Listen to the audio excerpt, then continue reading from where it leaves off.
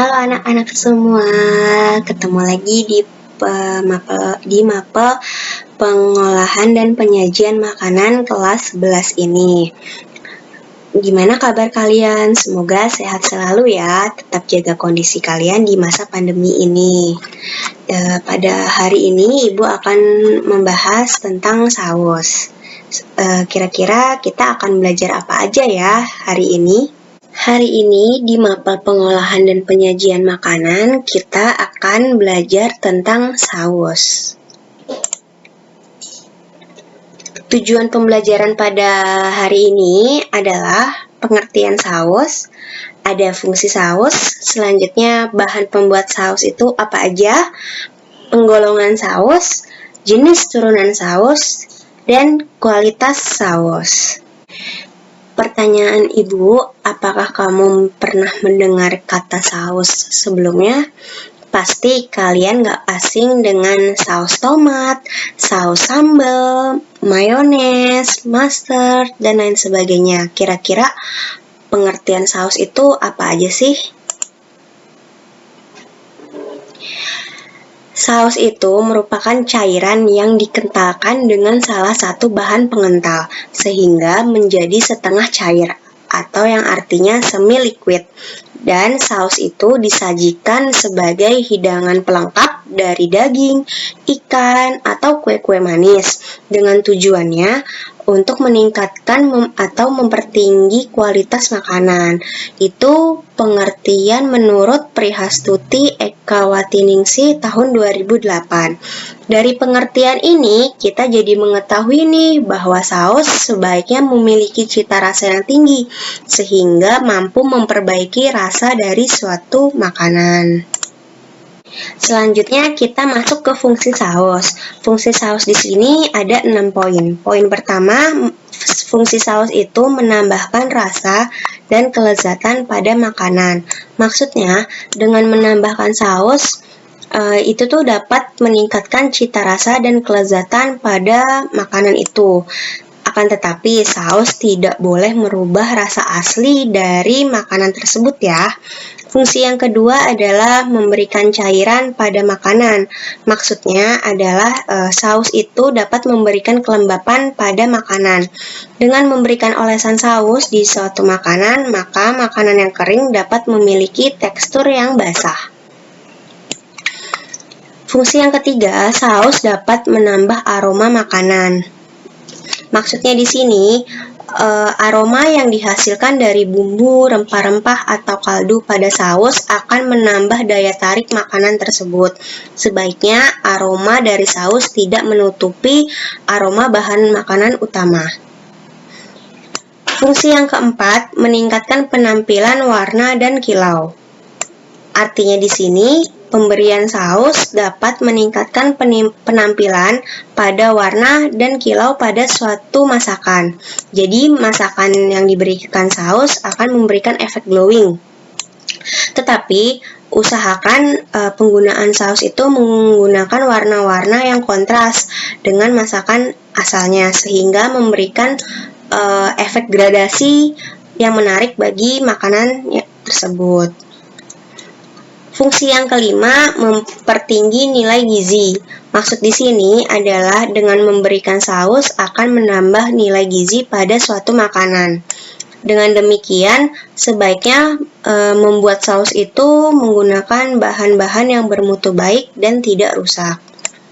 Fungsi yang terakhir, yang keenam, dapat dicantumkan dalam nama makanan agar terlihat lebih menarik.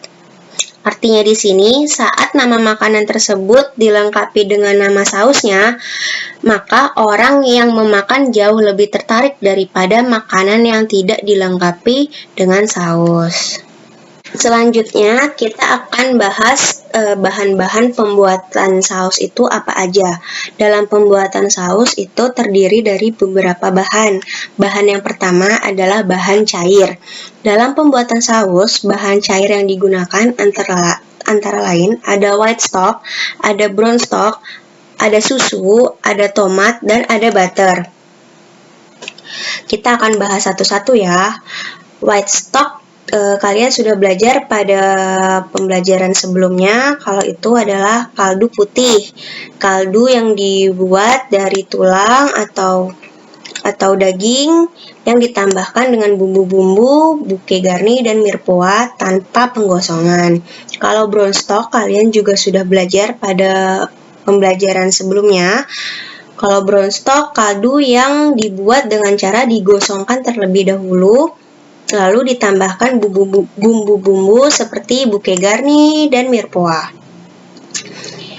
Bahan cair yang ketiga ada susu. Kalau susu itu merupakan bahan utama dalam pembuatan bechamel saus dan saus untuk dessert. Bahan cair yang berikutnya ada tomat. Kalau tomat itu bahan utama dalam pembuatan tomato saus. Selanjutnya ada butter. Kalau butter itu merupakan bahan cair dalam pembuatan hollandaise sauce. Dan minyak. Kalau minyak itu sebagai bahan cair pembuatan mayones dan vinaigrette saus. Bahan pembuatan saus yang berikutnya, yang pertama tadi ada bahan cair. Nah, bahan kedua adalah bahan pengental. Bahan pengental itu antara lain ada roux. Tulisannya R-O-U-X, tapi dibacanya roux. Roux itu merupakan campuran antara butter dan tepung terigu. Nah, roux itu terdiri dari 3. Pertama ada white roux, blonde roux, dan brown roux. Apa sih itu white roux atau roux putih? White roux adalah roux yang dimasak sebentar tidak sampai gosong, makanya dia berwarna putih. Apabila roux sudah berbusa seperti pasir dan berwarna pucat, maka proses pemasakan dihentikan agar tidak gosong. Nah, roux ini merupakan bahan dasar dalam pembuatan saus putih, contohnya bechamel. Roux yang kedua ada blonde roux atau roux kuning. Blonde roux pemasakannya lebih lama daripada white roux. Hasilnya blonde roux itu warnanya kekuningan agak pucat. Kalau blonde roux ini digunakan untuk velouté saus atau saus-saus lainnya yang warnanya tidak terlalu putih. Yang ketiga ada brown roux. Sesuai di gambar, warnanya semakin ke bawah semakin coklat ya, berarti pemasakannya lebih lama. Dalam brown roux atau roux coklat, tekniknya lebih susah dibandingkan roux di atasnya, white roux atau blonde roux. Kenapa lebih susah? Karena tepung yang digunakan itu harus dicoklatkan terlebih dahulu di dalam oven. Saat pemanasan, saat pencampuran butter dan tepung terigu, sebaiknya tidak menggunakan api yang besar agar tepung tidak cepat gosong. Jika bahan-bahan sudah tercampur rata, sebaiknya diaduk secara perlahan agar memiliki tekstur yang bagus. Jadi perlu diulang, bahan pengental itu antara lain ada roux, yaitu campuran antara butter dan tepung terigu. Roux itu terdiri dari 3, yaitu white roux atau roux putih, blonde roux atau roux kuning, brown roux ya atau roux coklat. Jadi bahan pembuatan saus, bahan pertama adalah ada bahan cair, yang kedua adalah bahan pengental, yang ketiga apa nih? Bahan pembuatan saus yang ketiga adalah bahan pengaroma dan bumbu. Bahan pengaroma dan bumbu antara lain ada garam, ada merica, ada lemon juice, peterseli, mint, daun dill, bawang, bisa bawang bombay atau bawang putih, wine, mustard, parutan kulit jeruk, MSG, dan cuka.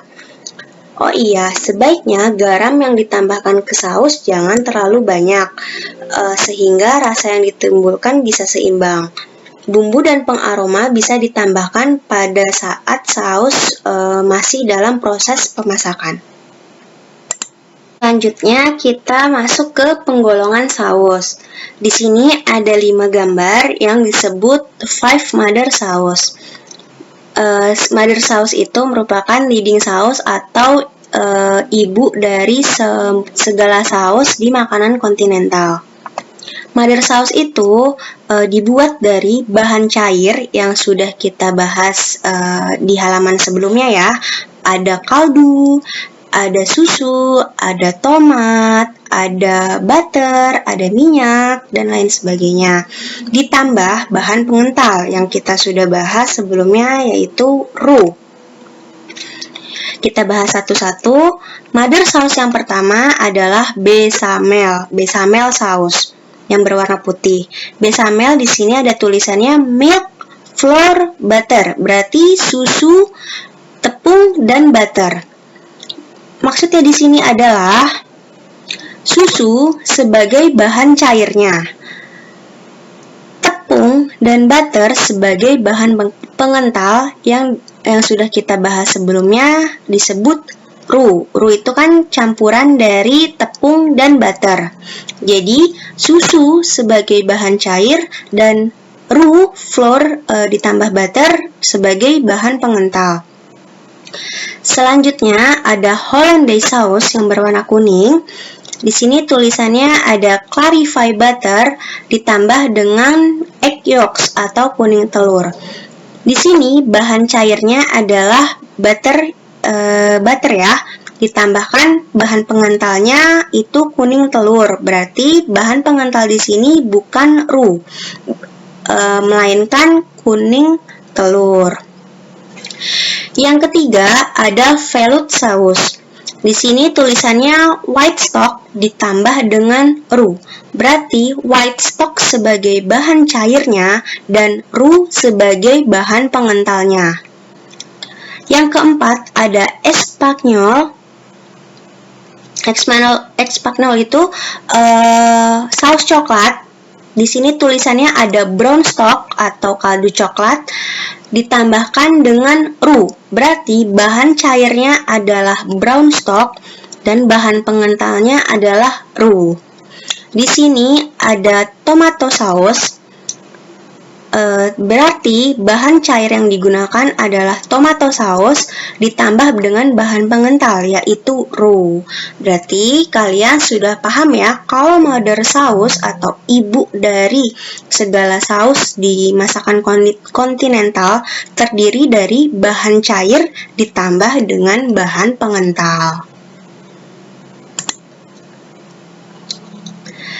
Dari mother sauce tadi akan diturunkan lagi, disebut derivative sauce atau saus turunan. Berarti artinya derivative sauce atau saus turunan ini, mother sauce ditambahkan dengan bahan lainnya.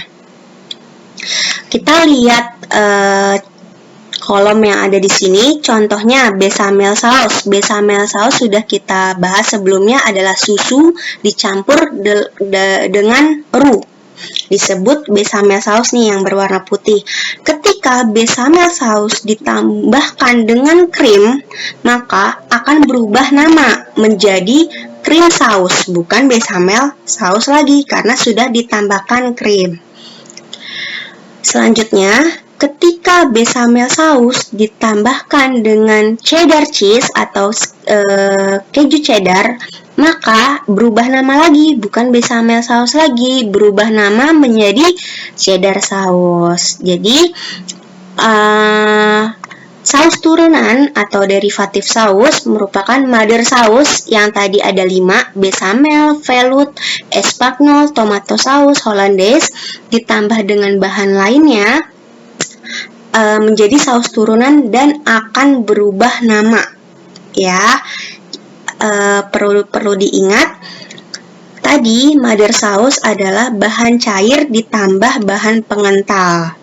jadinya mother sauce. Selanjutnya ada saus turunan dari mother sauce itu ketika mother sauce ditambah dengan bahan-bahan lainnya, otomatis dia akan berubah nama dan menjadi saus turunan. Oke, Ibu akan bahas contoh lainnya ya. Contoh lainnya kita di Hollandaise sauce. Di Hollandaise sauce nih yang berwarna kuning, ada di sini mousseline sauce. Hollandaise tadi bahan utamanya, bahan cairnya adalah butter yang dilelehkan ditambah kuning telur sebagai bahan pengental. Itu Hollandaise ini masih mother sauce. Ketika Hollandaise ditambahkan dengan whipped cream, maka berubah nama menjadi mousseline sauce. Jadi perlu kalian pahami ya di sini. Saus itu tidak sesimpel saus tomat, saus sambal, atau mayones, tetapi masih banyak saus-saus turunannya di dalam makanan kontinental. Lebih singkatnya kalian bisa lihat di tabel berikut di mother sauce flowchart. Kalian bisa cari di Google, maka kalian akan dapati saus turunan dari mother sauce. Selanjutnya, kita akan bahas kualitas saus. Bagaimana sih kualitas saus yang baik? Kualitas saus itu ditentukan dari 3 poin. Yang pertama, ada tekstur, ada aroma, dan ada penampilan. Kita bahas satu-satu. Yang dimaksudkan dengan tekstur itu, tekstur saus itu harusnya tidak terlalu encer dan tidak terlalu kental. Kita bisa sebutnya semi-liquid. Serta di saus itu tidak boleh ada gumpalan dan saus itu tidak boleh menutupi makanan utamanya. Jadi jumlah saus itu sedikit, tidak boleh melebihi dari si makanan utamanya. Yang kedua adalah aroma. Sesuai bahan utama saus, setiap saus memiliki aroma yang khusus. Sebaiknya aroma saus itu dapat meningkatkan aroma dari makanan utamanya. Selanjutnya adalah penampilan. Penampilan atau warna dari saus itu sebaiknya terlihat mengkilat dan merupakan ciri khas dari bahan dari saus tersebut. Terima kasih sudah mengikuti pembelajaran tentang saus kali ini. Kali ini ada pepatah dari Paul Bocuse yang mengatakan, "If a cook make a mistake, he cover it with some sauce, and say it's a new recipe." Maksudnya adalah jika kamu memasak itu ada kesalahan, maka tutuplah dengan saus dan bilang kalau ini masakan baru atau resep baru. Terima kasih telah mengikuti video pembelajaran kali ini. Kalau menurut kalian video ini bermanfaat, silakan like, komen, share, dan subscribe agar Ibu lebih semangat lagi bikin video pembelajaran berikutnya. Sampai jumpa di video pembelajaran berikutnya. Dadah!